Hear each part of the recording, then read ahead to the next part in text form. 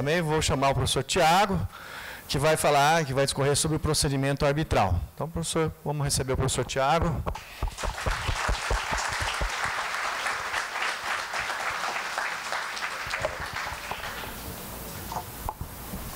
Pessoal, boa noite. É um prazer enorme estar aqui, sempre uma honra, né, e gratificante falar aos nossos alunos, sobretudo porque eu acho que aqui há uma identidade de propósitos. A arbitragem é o futuro do processo. A arbitragem é o futuro da solução dos conflitos. E vocês são o futuro da advocacia. E, portanto, é preciso que isso se encontre. Até mesmo porque eu vou falar de rito, eu vou falar de procedimento, mas antes disso, nós temos que deixar claro o seguinte: na atual conjuntura, não existe mais nenhum obstáculo racional, razoável, para que se fuja da arbitragem. Até quando nós, advogados, vocês, futuros advogados, vamos admitir ser reféns de um poder judiciário falido? De um poder judiciário que chega a demorar 6 meses para proferir um despacho de mero expediente. Um poder judiciário com juízes temperamentais que proferem decisões completamente atécnicas. É por isso que a gente tem tanto recurso. Por que nós temos reclamação? Olha que absurdo você precisar do sistema de um sucedâneo recursal chamado reclamação, porque há quem ouse, enquanto autoridade do Poder Judiciário, usurpar a competência de outro tribunal, negar a autoridade de uma decisão superior. Isso é próprio do Poder Judiciário e na arbitragem isso não acontece. É por isso que ela é o futuro da solução dos conflitos, não é?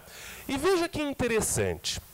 Quem é meu aluno sabe que eu sou fanático por natureza jurídica das coisas, não é verdade? Eu nunca começo nenhum assunto sem falar da natureza jurídica dele. Quando eu penso em arbitragem, a arbitragem em si, ela é um meio alternativo de solução de conflitos. Concordam? Essa é a natureza jurídica da arbitragem, um método alternativo de solução de conflitos. Mas para eu acessar a arbitragem, para eu me submeter à arbitragem, eu preciso necessariamente de uma convenção de arbitragem, que pode ser o compromisso arbitral ou pode ser a cláusula compromissória, a depender de quando está começando o conflito. Essa submissão à arbitragem tem natureza jurídica contratual. É uma convenção, é um contrato. Depende, portanto, da manifestação plena de vontade, da autonomia da vontade e assim sucessivamente. E a partir do momento que eu contratei, a partir do momento em que há uma convenção de arbitragem e renúncia à jurisdição estatal, esta cláusula compromissória ou este compromisso arbitral passa a ser um pressuposto processual negativo. Ou seja, não pode existir convenção de arbitragem para que aquele processo caminhe.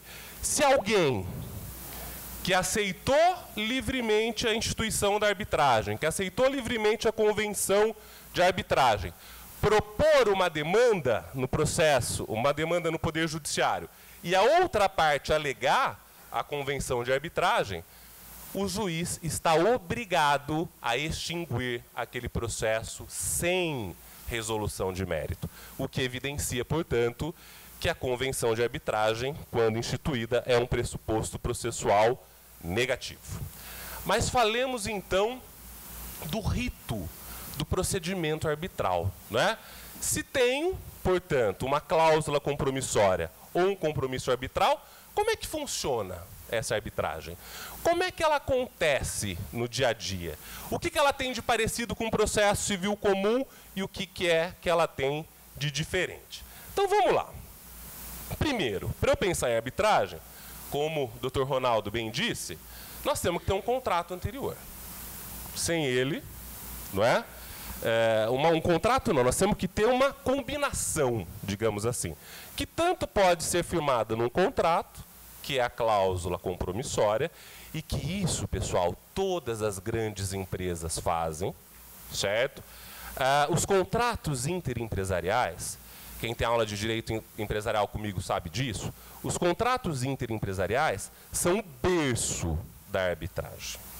São nos contratos interempresariais, representação comercial, agência, distribuição, compra e venda de materiais, fornecimento de matéria-prima, prestação de serviços.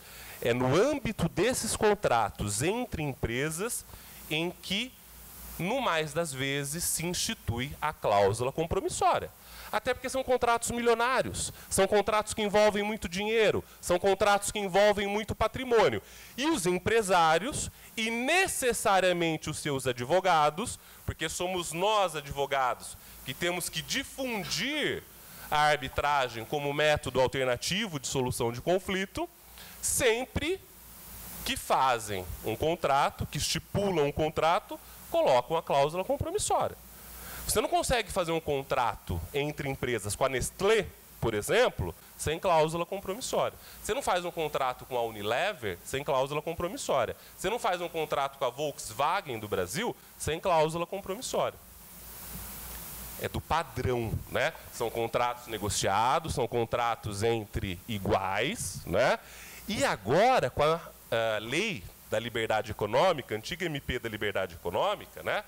Agora fica mais claro que mesmo que o contrato, há uma presunção quase que absoluta de que há igualdade de entendimentos, igualdade de desígnios, digamos assim, quando há um contrato entre empresas. Antigamente o Poder Judiciário até podia anular esse tipo de situação, hoje em dia não anula mais, e a MP da Liberdade Econômica, agora a Lei da Liberdade Econômica, reforçou, não é, a capacidade das empresas de definir os contratos de acordo com a vontade das pessoas que estão ali firmando aquele contrato, assinando aquele contrato.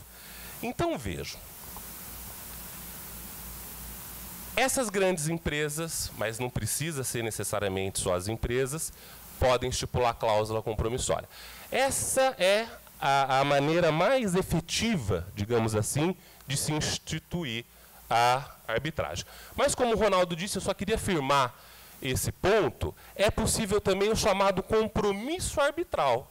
O compromisso arbitral pode, inclusive, afastar a solução daquele conflito do Poder Judiciário. Ou seja, eu não tenho contrato instituindo cláusula compromissória, mas no momento em que surge o conflito, as partes podem se ajustar, os advogados podem se ajustar, tirar aquele conflito do Poder Judiciário e celebrar um compromisso arbitral. É a partir daquele momento que nasce, portanto, a possibilidade de submissão do conflito à arbitragem. São os dois caminhos pelos quais nós chegamos à arbitragem. Tendo a cláusula compromissória, vamos partir dessa premissa, que é o caminho mais fácil. A partir do momento, não é, em que eu vou estabelecer a arbitragem como regra de solução de um conflito que possa surgir em razão de um determinado contrato, o que é altamente recomendável?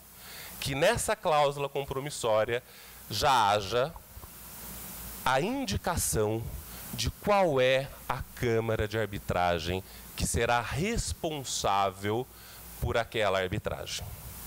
E aí eu concordo com o que o Ronaldo deu um spoiler do que eu queria falar, que eu ia dizer o seguinte: antigamente, havia um obstáculo quase que intransponível para a arbitragem, que era o custo das câmaras. Eu tenho, os meus alunos sabem disso, eu já atuei em diversos processos de arbitragem como advogado. Eu já vi cliente meu gastar 3 milhões de reais para participar de um processo arbitral. Estava comentando com a Ellen agora. Eu tenho um cliente que tem 1.200.000 reais para receber de uma empresa, num contrato com instituição de cláusula compromissória, que para começar essa arbitragem custa R$370 mil, numa Câmara famosa de São Paulo. Você sabe qual é? R$370 mil para começar. E ele não decidiu até agora se quer começar. Ele sabe que ele não pode ir para o Poder Judiciário. Mas ele não sabe se está disposto a gastar R$370 mil para começar uma arbitragem que nós não sabemos, efetivamente, se ganharemos ou não. Certo? Até que a arbitragem foi se democratizando. E quando chega uma Câmara, como a Camis, que é a que está patrocinando esse evento, a gente tem que aqui, os custos são absolutamente mais acessíveis. E aí, portanto, não existe mais obstáculo intransponível ao julgamento de um conflito pela arbitragem. Essa mesma ação, esse mesmo conflito, que por essa Câmara custaria R$370 mil para começar, aqui na Camis, se fosse um árbitro só, custaria R$46 mil. R$46 mil, se fosse um árbitro só. Se fossem 3 árbitros, cento e poucos mil. A diferença é bastante, a diferença é significativa. Para você ter uma decisão técnica, muito provavelmente proferida num prazo máximo de 6 meses. E o mais importante, sem direito a recurso, sem embargos de divergência, sem agravo em recurso especial, sem agravo interno, sem embargos de declaração nos embargos de declaração, no agravo interno, na reclamação, na suspensão da liminar. Isso acontece. Assiste um julgamento do Supremo Tribunal Federal, né? Você consegue fazer recurso eternamente. Então é muito interessante e é muito importante. Perfeito? Como é que começa? Começa com uma solicitação de arbitragem. Ah, e tem mais um detalhe interessante. A Camis é a primeira Câmara de arbitragem no Brasil em que o procedimento arbitral é 100% digital. É 100% eletrônico. Né? Funciona exatamente como funciona nos processos eletrônicos que a gente atua hoje perante o Poder Judiciário. O sistema se chama Pacto. Não é? Pacto. Funciona igualzinho, funciona no Poder Judiciário, por assinatura digital, cada um tem seu token, todas as manifestações são protocolizadas nesse sistema eletrônico chamado Pacto. Eu tenho um contrato. Naquele contrato existe cláusula compromissória. Não posso ir ao Poder Judiciário. Surgiu um conflito, surgiu uma lide, não consegui resolver amigavelmente, eu faço uma solicitação de instalação de arbitragem. Não é uma petição inicial, é um requerimento, é uma solicitação, é simples. Evidente que eu vou contar o que está acontecendo, de forma resumida. Evidente que eu vou contar qual é a origem do problema. Eu preciso dizer o que eu quero e eu preciso dizer qual é o valor envolvido.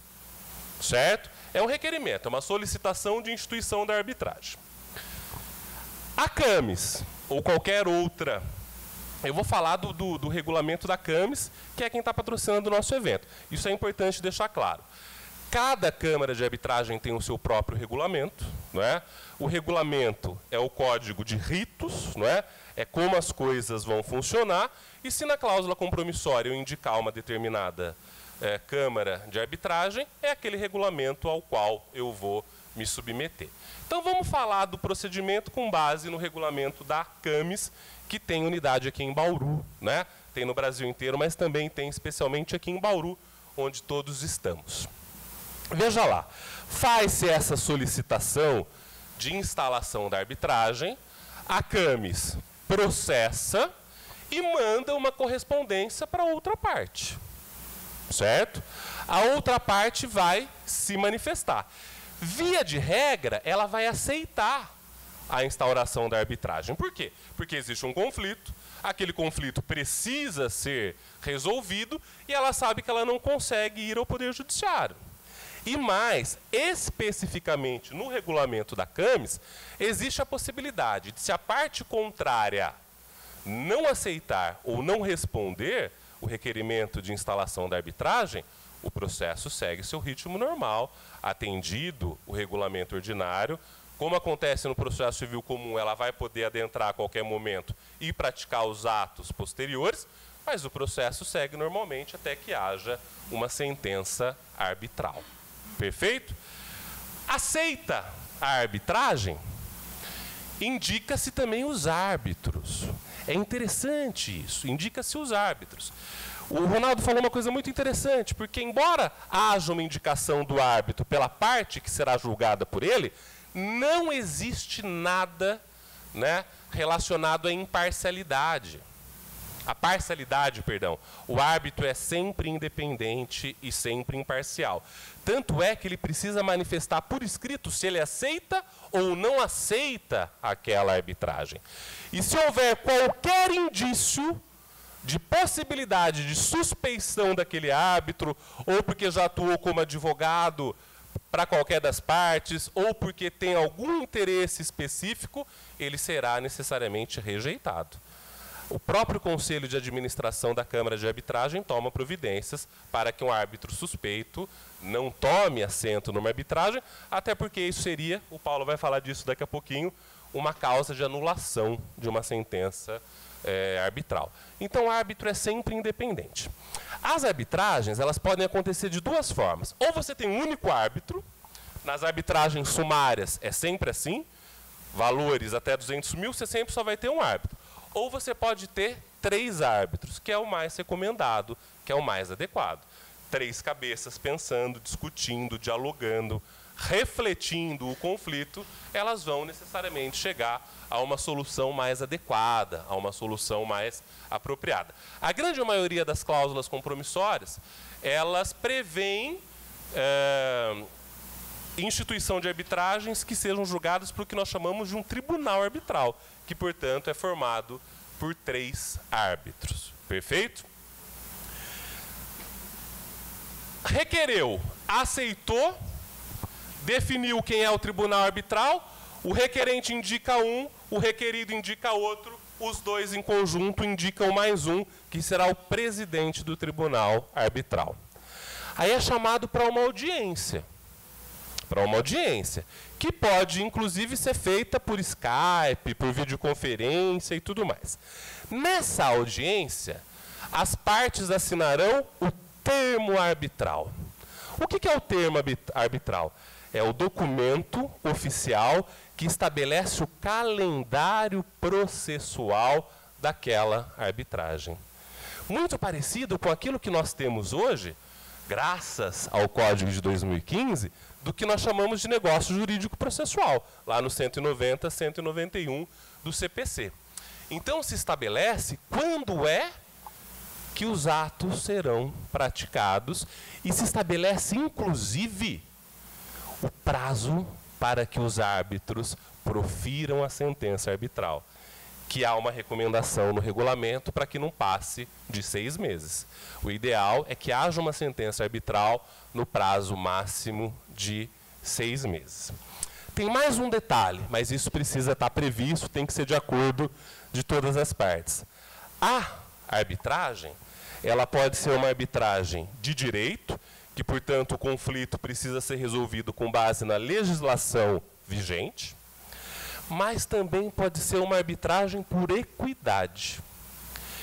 E o que é um julgamento por equidade?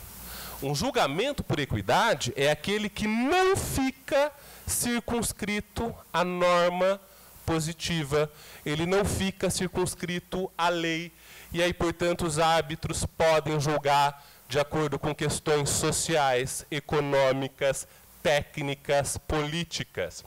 E, portanto, a depender do conflito, o árbitro não precisa necessariamente ser advogado ou ter formação em direito.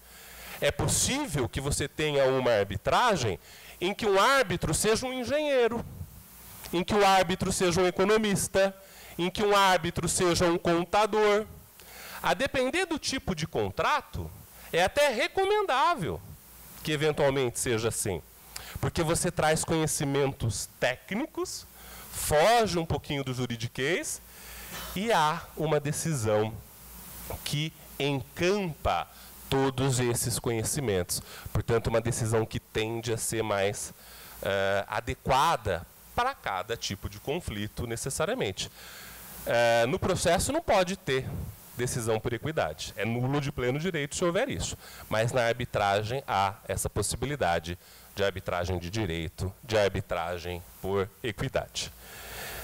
Estabelecido o calendário, assinado o termo arbitral, as partes saem de lá sabendo quando é que precisam praticar os atos.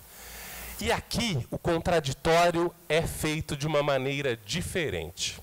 Porque no processo civil que nós conhecemos e atuamos, você tem autor com petição inicial, réu com contestação. Não é assim que funciona? Na arbitragem não é assim. Na arbitragem você estipula um prazo para que ambas as partes apresentem ao mesmo tempo, no mesmo prazo, alegações iniciais. O contraditório é mais dinâmico. O formato é diferenciado. Então você não fica dizendo e desdizendo o tempo todo. Os dois levam ao mesmo tempo para o tribunal arbitral qual é a sua visão do conflito. Ou seja, eu tenho as alegações iniciais de uma parte e ao mesmo tempo eu tenho as alegações iniciais da outra parte. Cada um propõe a sua solução. Cada um indica a maneira pela qual aquele conflito deve ser resolvido. Sequencialmente, igualmente no mesmo prazo, ambas as partes apresentam impugnações àquelas alegações iniciais que foram feitas pelo requerente, pelo requerido. Aí, mais ou menos como acontece no processo civil comum, o tribunal arbitral precisa sanear aquele procedimento arbitral. Ele precisa verificar se há necessidade de produção de outras provas, se há necessidade de oitiva de testemunhas, se há necessidade de depoimento pessoal das partes, se há necessidade de prova técnica, portanto, prova pericial, se há necessidade, eventualmente, de se ouvir novamente as partes em réplica, isso pode acontecer também, ou seja, há uma decisão que saneia o processo e determina a produção das provas. É o início, portanto, da fase instrutória. Né? Todo tipo de prova admitida em direito também o é na arbitragem. Também o é na arbitragem. Produzidas as provas, realizada a audiência de instrução, se for necessário, em relação àquele caso, abre-se novamente o prazo para que as partes apresentem as suas alegações finais. Eu costumo dizer, tanto no processo civil comum, quanto no procedimento arbitral, as alegações finais são a manifestação mais importante que existe. Por quê? Para que servem essas alegações finais? Qual é o objetivo das alegações finais? É eu dizer, eu fiz um argumento e a prova produzida vai exatamente ao encontro daquilo que eu disse. A alegação final serve para você demonstrar para o julgador, nesse caso para o tribunal arbitral, que o seu argumento foi corroborado pela prova produzida, pela testemunha, pela perícia, pelo depoimento pessoal. É exatamente na alegação final que você convence o julgador de que o seu argumento é o melhor e que, portanto, o julgamento deve ser firmado de acordo com a sua pretensão. É lá, na alegação final, ela serve exatamente para isso. Feitas as alegações finais, encerra-se, portanto, a fase, né, de postulação, de produção de provas, e aí os árbitros, seja o árbitro único, seja o tribunal arbitral, eles vão invariavelmente. Eu nunca vi uma arbitragem que o árbitro perdeu o prazo que estava estipulado no termo arbitral para proferir a sentença, para proferir a decisão. Nunca. Nunca. Se está lá que ele tem um prazo de 6 meses, vocês podem ter certeza absoluta que antes dos 6 meses as partes serão intimadas e comunicadas de que já foi proferida uma sentença arbitral, que tende a ser uma decisão absolutamente técnica, sem surpresas, que atinge, que enfrenta os argumentos das partes e a prova produzida. Eu fui intimado da sentença, eu só posso fazer uma única manifestação, vamos dizer que é um recurso, no processo civil comum a gente chama de embargos de declaração, no procedimento arbitral nós chamamos de pedido de esclarecimentos, mas tem a mesma fundamentação vinculada dos embargos de declaração. Serve para esclarecer obscuridade, omissão, contradição ou eventualmente um erro material, que também pode conter na decisão do tribunal arbitral, porque são humanos da mesma forma. Perfeito? Com o julgamento, ou a análise, melhor dizendo, do pedido de esclarecimentos, aquele procedimento arbitral está encerrado. Encerrado. Certo? E aí, portanto, eu tenho uma sentença arbitral que, nos termos da lei, é um título executivo judicial. Judicial. Não é extrajudicial. E muda tudo, hein? E muda tudo. Por quê? Evidente que o tribunal arbitral, como ele não tem poder de império, como tem o Estado, ele não pode executar suas próprias decisões.